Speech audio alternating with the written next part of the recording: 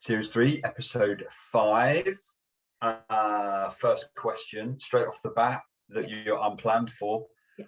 What was your favourite Christmas present? Not your best, not the most expensive. What was your favourite? Okay, this is going to have a massive cheese fest, right? So for ages, I've been waiting for my sister's kids to come of age so they can appreciate gifts and stuff. So this year when we went home, we went with Saks, and the Christmas present for me was them opening the stuff and going, oh my goodness, look at this. Can we play with that? That's really cool. Reading to their little brother. One got a camera and wanted to take photos. Just so that's the cheese fest for me. It was them. I know, but it was them. Charlie's 2.5, Sadie's 6 Lovely. on Sunday, and Rosie's 5 in February. Like, that's the kind of age where they have an opinion on things, and or even things that I thought were cool presents. They were like, "Oh, that's amazing, but look at this, unicorn poo." So yeah, it was definitely that. Very good, very good. So And New yours? Year, right? I'm definitely hitting this age now where I was genuinely excited by a pair of socks.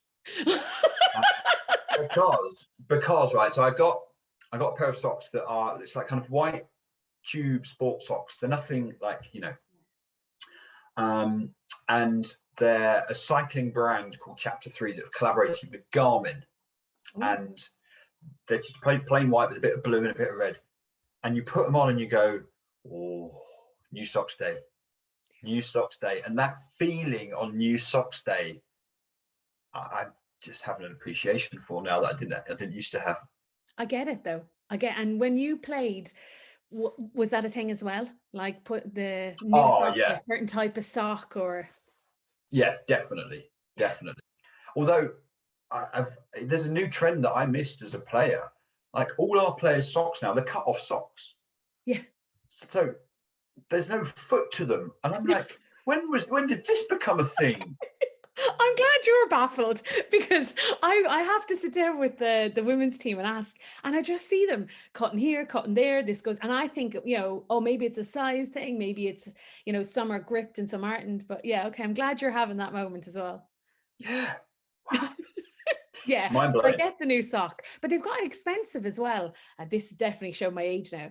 Like, there's basketball socks that I see floating around are gone up to 18, 19 pounds. And they're, supposed to do this, that, and the other. And I'm like, I think it's good marketing, but anyway, right. Tell me, what's on the agenda this week? What are you thinking? What do you want to share? So, the clip that has been doing the rounds on social media this week, Frank Dick. Yes. Of legendary coaching status. I think we have a few gurus of coaching, and many would put Frank, I think, in that kind of category.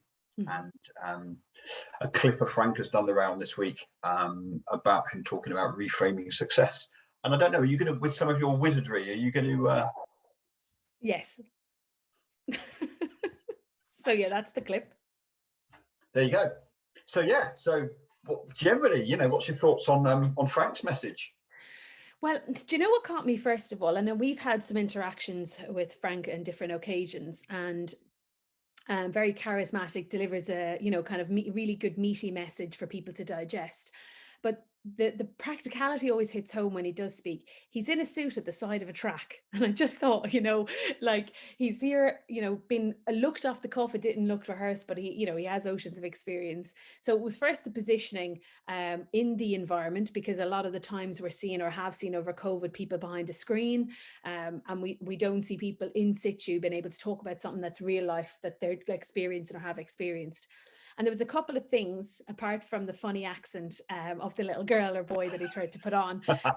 It was the message around success. And you and I have spoke about this. We spoke about the measure of success.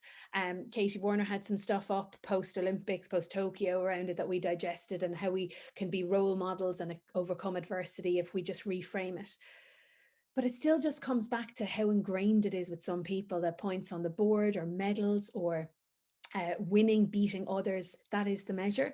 And it was lovely. There's a couple of lines where he says, he talks about kind of the success and how he frames the feedback or the interaction when she comes 8 out of 8. She goes, oh, I've come last. He says, oh, 18 seconds, you know, and he said, like, you know, what does she think winning is now? Because he said, oh, you know, you're the best, you're the only athlete I've had that's done 18 seconds for this distance.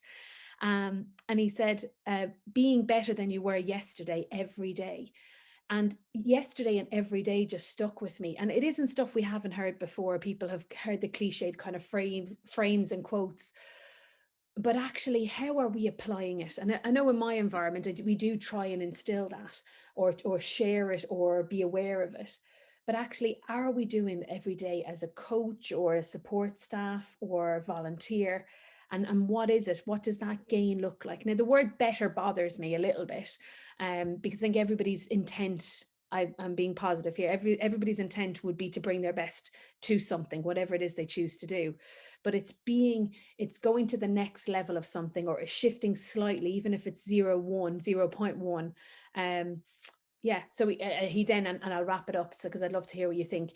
He says near the end, he says, we're coming into different environments to be challenged and to perform better, to understand that actually if I race you and I come last or race a couple of people, or I go and perform and we lose, the perception is to others, or maybe the people who are ill-informed, is that, oh, we've lost a game or I've come in this position. But actually I could have had an improvement. My communication could have been better. I could have had a high, pass completion rate. I could have, as Frank gave this example, you could beat that person, but if you beat them in 19 seconds and actually your PB is 18 seconds, now is that success? Anyway, I'll pause there. That's why I retweeted it, and really kind of what hit home, a nice simple message that has done the rounds, but some key messages in it. Yeah, I think the be better today than you were yesterday, I think, is just the one takeaway that everybody just needs to hear. You know, whether that's as a coach, whether that's as a parent, whether that's just as an athlete, whatever it might be, you do, but just as a human, right? How can you do that? I might try and get it as a quote put up on the wall. That'd be quite nice. Oh, what's this space? I can't do any magic for that. I could do that. Next one. That'd be amazing if you could. Well, okay, so my question. Get that agreed with the wife first. Oh, yeah. She's like, what have you done in here? My question to you is, what does that look like in real life? So we have a little video. We've got a lot of traction. I think it was up to 500,000 views in the last couple of weeks. We've got some key messages in there that we're talking about being able to relate or digest. So what does it look like do you think, in your world? Have you experienced? Yeah, I've seen a clip a long time ago. It's not a new one, but ironically, it kind of timed with something that happened in my world last week anyway. So we trained day before New Year's Eve on the 30th, on the Thursday, and we were playing New Year's Day.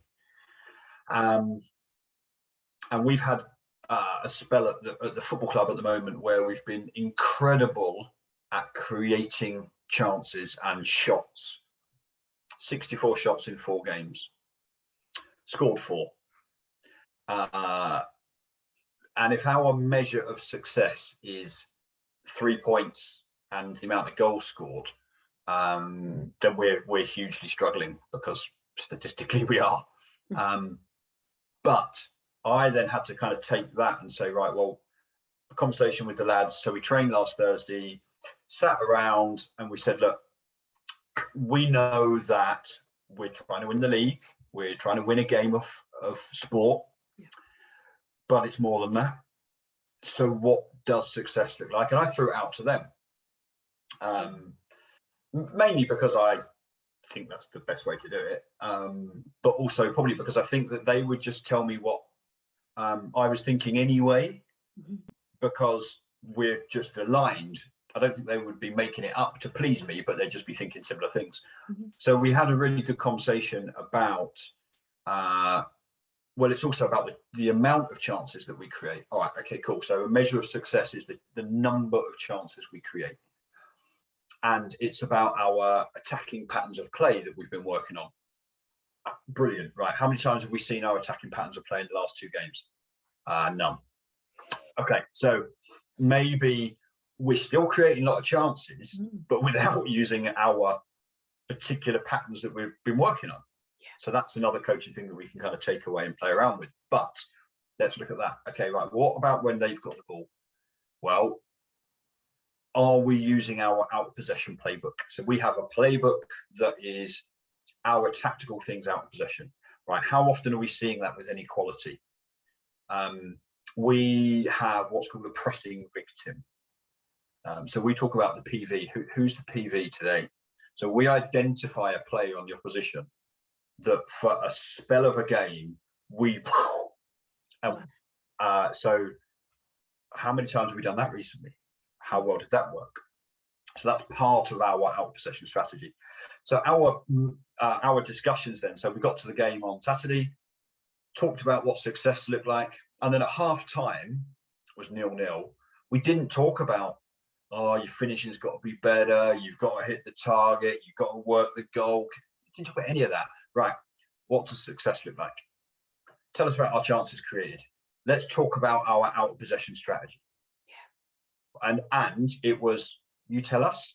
So, right. Oh, yeah, well, we pressed really well out of possession. Okay, where have we done it well?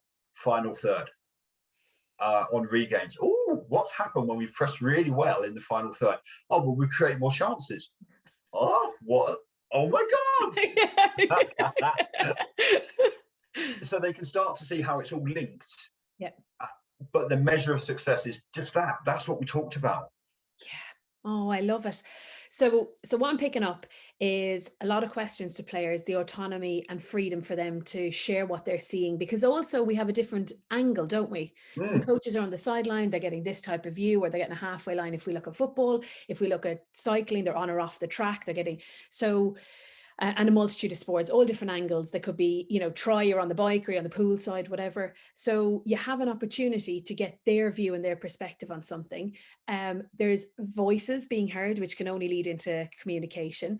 There's an opportunity around motivation. So the weight doesn't fall on the coach or the staff to then motivate, because now we're broadening it from just beating others and putting a score in a scoreboard to all of these. And correct me if I'm wrong, but surely there's depth of thought there.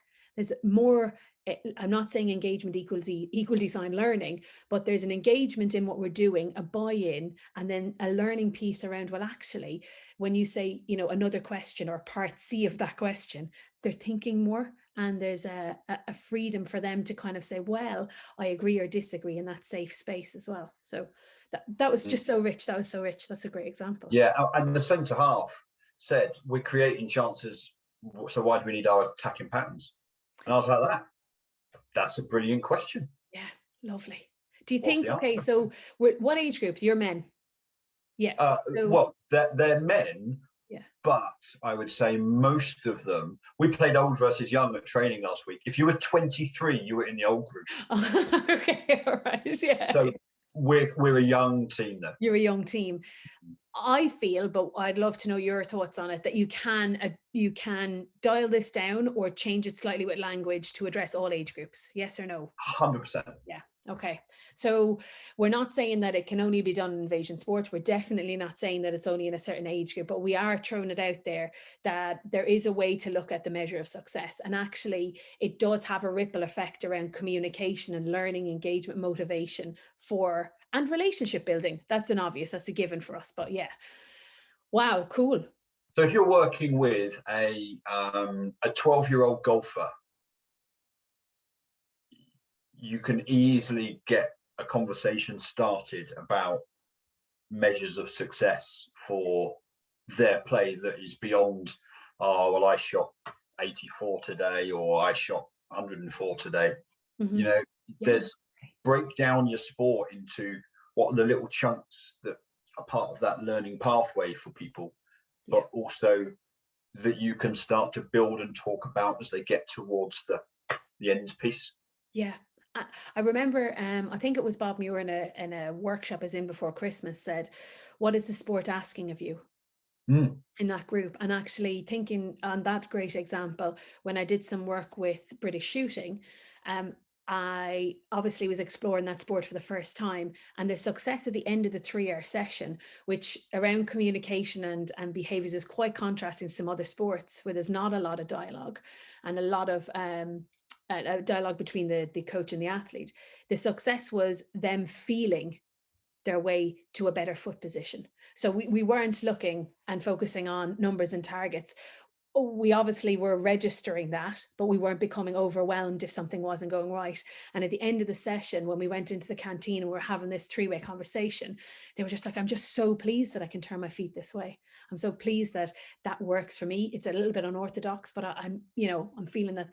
And they weren't worried that the score wasn't, coming on the board. The 10s weren't there. So yeah, loads of different angles on that. Love it.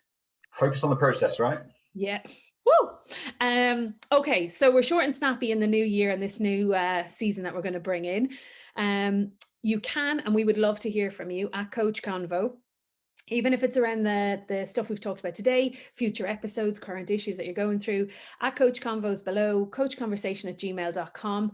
And join us for the season 3 journey. It's going to be a good one. See you next week. Bye.